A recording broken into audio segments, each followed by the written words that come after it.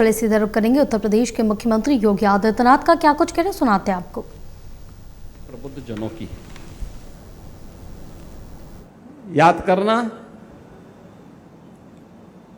दुनिया के अंदर आज जो भी वैभव है,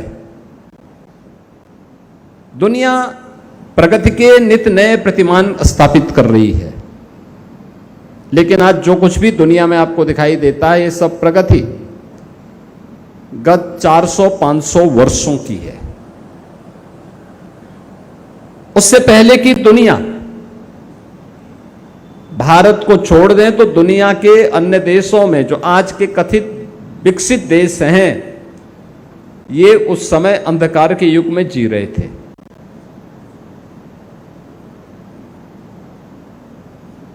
भारत दुनिया की उन प्राचीनतम सभ्यता और संस्कृतियों में है, हजारों वर्षों की विरासत जिसके पास है, हजारों वर्षों का एक गौरवशाली अतीत जिसके पास है, और जिसने अपनी बौद्धिक संपदा को केवल अपने लिए नहीं, दुनिया में शासन और आधिपत्य स्थापित करने के लिए नहीं,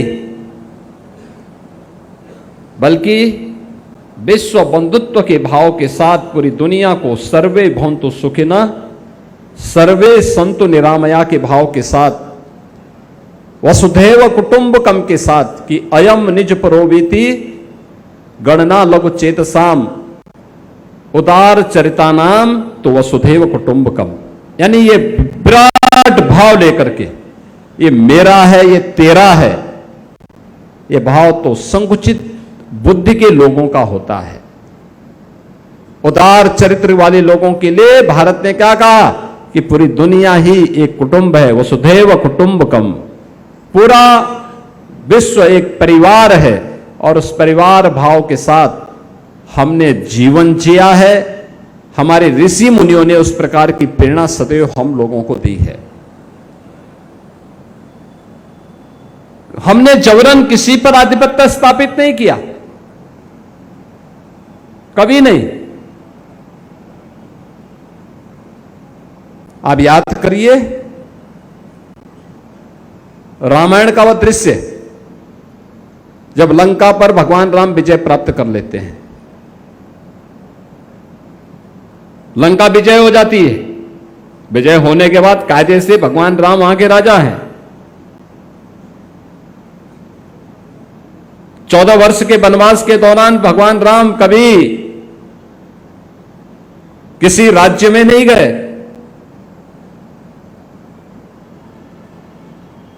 और वहां पर जब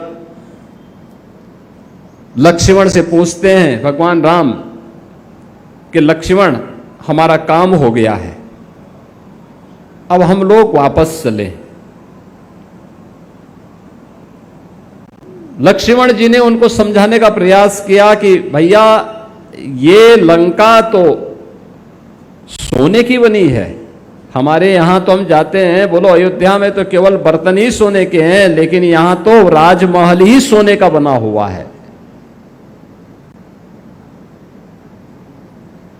कुछ दिन रुका जाए, थोड़ा अंदर चला जाए, हम बाहर हैं, अभी तो कैंप है, अभी युद्ध शिविर में हम हैं, अब युद्ध शिविर में युद्ध जीत चुके हैं, रावण मारा जा चुका है, अंदर चला जाए। राम ने तब जो बात कही थी, अपि स्वर्णमयी लंका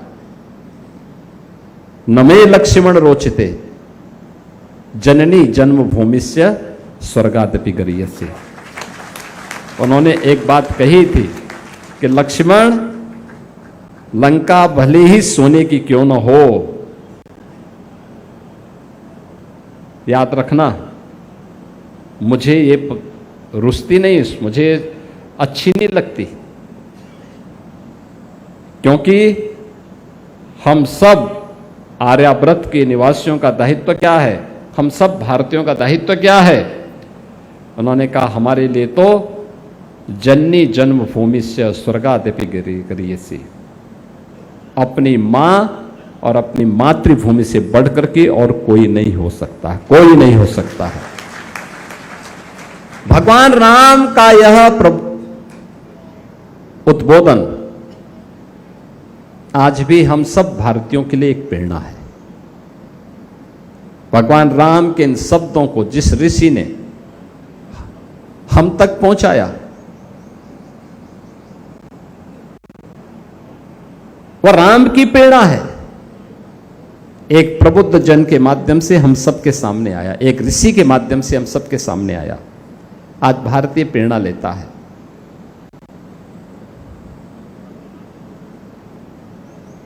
पूरा भारतीय प्रेरणा लेता है।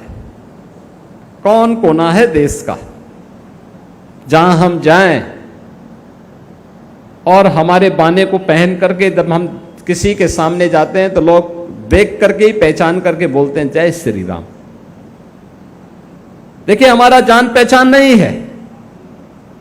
एयरपोर्ट पर हम चलते हैं, किसी गांव में, किसी शहर में, किसी फंक्शन में, दूर से ही पहचान करके, कोई जान पहचाने, दूर से ही देख करके कहते हैं योगी जी जय श्री राम। एक शब्द हम सबको सुनने को मिलता, उत्तर दक्षिण पूरब पश्चिम, वो हिंदी जानता हो न जानता हो, वो तमिल मूल का हो, मलयालम का हो, कन्नड़ का हो, तेलुगु का हो, मराठी हो, बंगाली हो, उड़िया हो,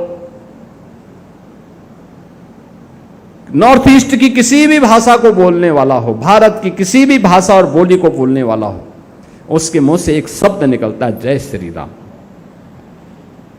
यानी जय श्री राम का मतलब राम के उन आदर्शों को मानना, राम के उन आदर्शों पर चलना जिन्होंने देश और समाज के लिए, तत्कालीन समाज के लिए एक प्रेरणा के रूप में हम सबको दिया है।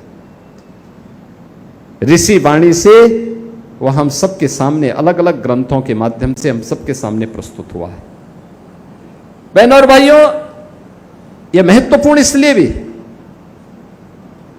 व्यक्तिगत जीवन हो या समाज और राष्ट्र का, हमेशा एक जैसा नहीं होता है। यह धर्म चक्र है। उत्थान और पतन इसके जीवन का हिस्सा होता है। जब हम समृद्धि की प्रकाष्ठा पर हो, उत्थान के सर्वोच्च शिखर पर हो, तब अहंकार न हो। लेकिन जब चुनौती आए, संकट आए, तब निराश भी न हो। समभाव के साथ सम और विषम परिस्थितियों में कार्य करने की सामर्थ्य, और ये हर भारतीय को विकसित करना पड़ेगा, हर भारतीय का गुण बनना चाहिए, तभी देश आगे बढ़ेगा, तभी देश आगे बढ़ सकता है। आपने बदलते हुए भारत को देखा है। पिछले 11-12 वर्ष में बदलता हुआ भारत आज दुनिया के लिए एक प्रेरणा बना हुआ है।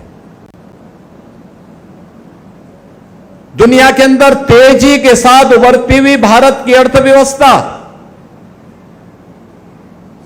दुनिया के देशों के लिए तो प्रेरणा थी, लेकिन जो भारत को उभरने नहीं देना चाहते थे, उनके लिए चुनौती भी थी।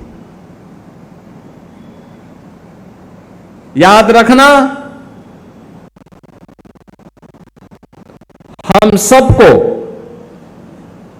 जो भी हमारा अस्तित्व है दुनिया के अंदर, अगर आज हमारा सम्मान बढ़ा है इसलिए क्योंकि भारत दुनिया के अंदर एक सही दिशा में प्रधानमंत्री मोदी जी के नेतृत्व में आगे बढ़ा है। उनकी दिशा सकारात्मक थी, भारत तेजी के साथ आगे बढ़ा, हर एक क्षेत्र में आगे बढ़ा। भारत का सम्मान दुनिया के अंदर बढ़ा।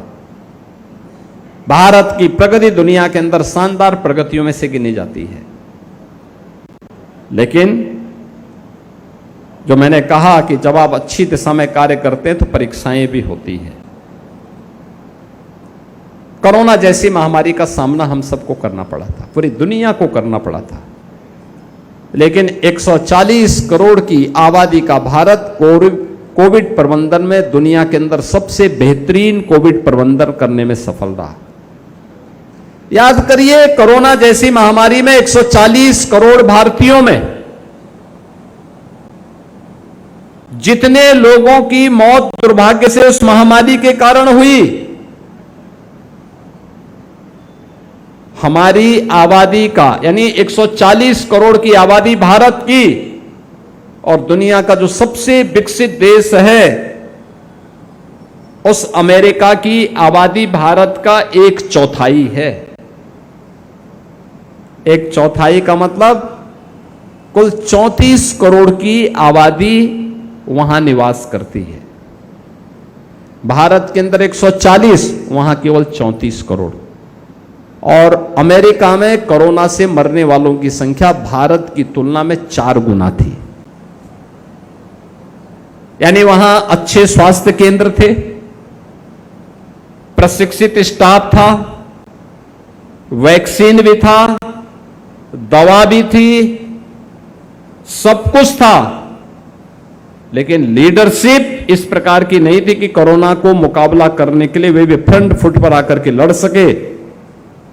हमारे पास हो सकता है संसाधनों का अभाव रहा हो, लेकिन हर व्यक्ति को फ्री में वैक्सीन, फ्री में टेस्ट, फ्री में राशन की सुविधा और बेहतरीन कोविड प्रबंधन के लिए फ्रंट फुट में स्वयं प्रधानमंत्री मोदी जी आगे आकर के देश को एक नेतृत्व दे रहे थे। आज भी आप देख रहे होंगे पश्चिम एशिया में युद्ध चल रहा है।